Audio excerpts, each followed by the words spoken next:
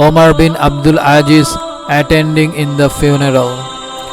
It is related that once Umar ibn Abdul Aziz rahmatullah alai accompanied a bear to the funeral, but on reaching the graveyard he went over to a solitary place and sat silent, lost in thoughts.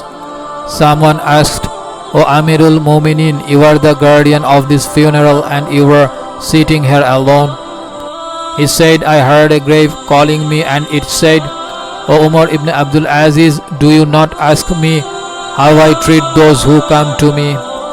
I said, 'Do tell me,' and it said, 'I tear their shrouds, I crush their bodies into pieces, I suck all their blood, I eat all their fleshes. And shall I tell you what I do to their joints? Oh, I disjoin their arms from their shoulders and the wrists from their arms.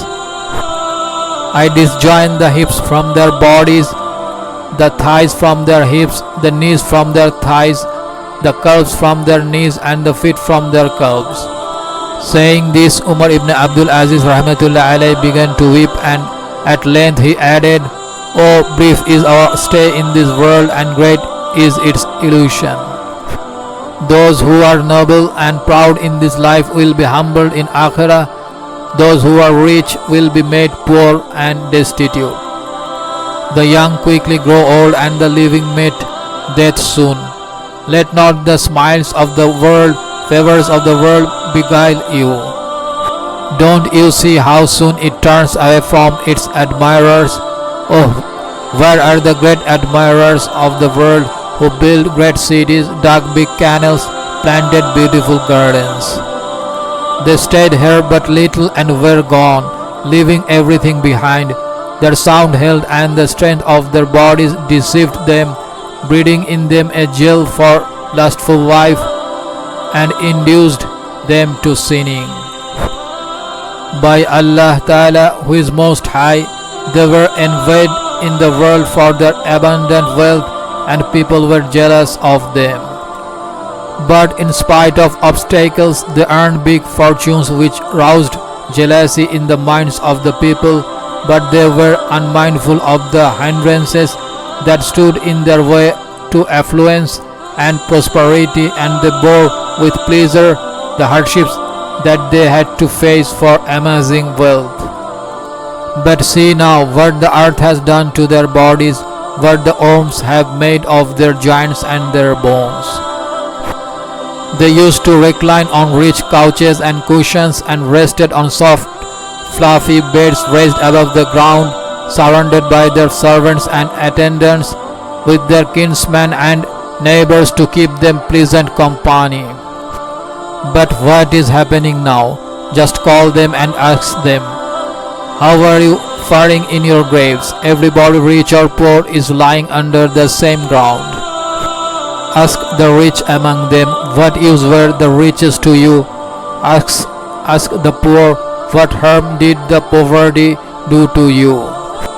Ask them, "What about your tongues that chirped and chattered pleasantly? What happened to your eyes that kept looking in all directions? What about your smooth skins and your beautiful charming faces and your tender delicate bodies?" Ask them what worms have made of them all.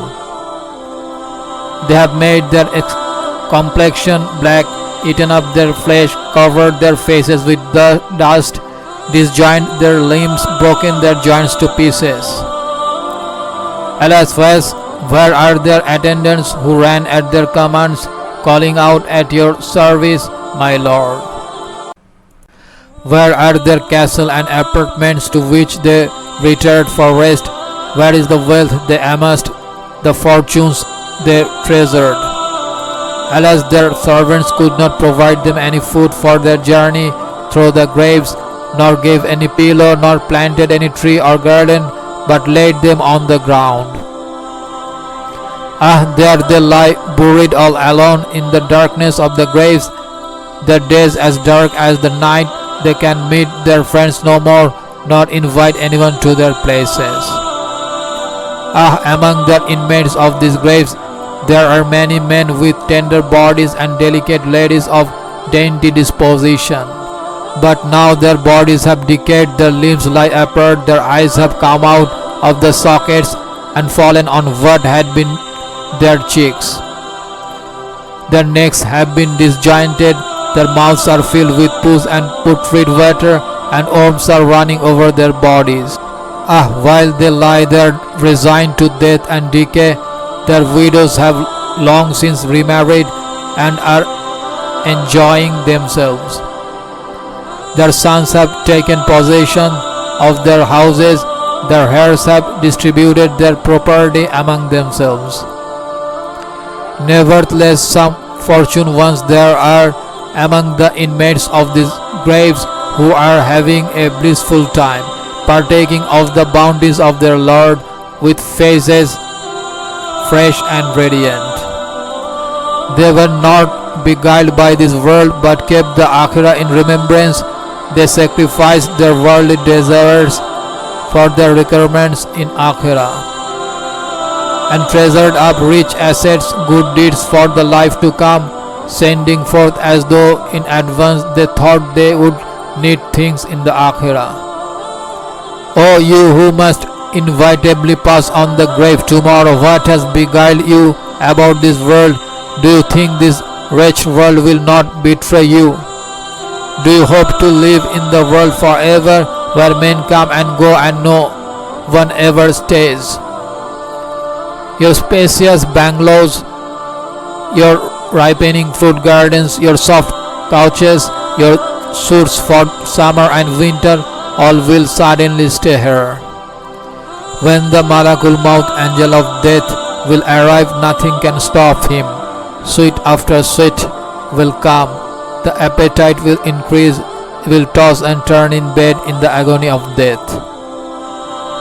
And that person who today are closing the eyes of his brother, weeping the eyes of his son, closing the eyes of his father, giving a bath to someone, putting a shroud on someone, going with someone's funeral, keeping someone in the grave, remember that tomorrow you will be headed of all these.